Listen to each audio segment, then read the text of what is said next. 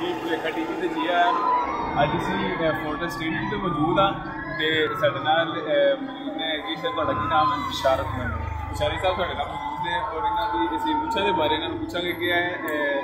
जी sir वैसे मुच्छां के बारे तुहाडा शौक है या? मेरा शौक है जी, वैसे मैं चकवाल का बेसिकली रहने वाला साढ़े इलाके में अक्सर लोग का शौक है चकवाल मियाँ वाली तलगंग लोगों का वैसे जो ना बड़ा शौक है मुच्छा रखने का तो वैसे साढ़े इलाके के रस्म रवाज भी समझ लो या मैं दस रही थी कि अभी चकवाल तो आए हैं और साढ़े उस रस्म रवाज है कि लोगों का कल्चर एक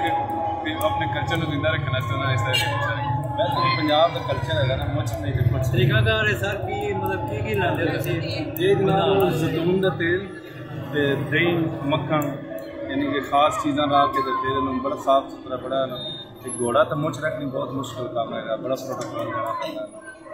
अगर ताड़ी इजाजत पंजाबी संक्षेप सुना दें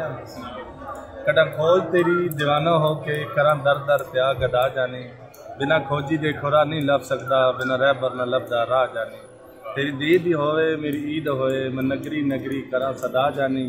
जान इल्म अक्ल अदराक नहीं कर सकते बस करम करे आप खुदा जाने।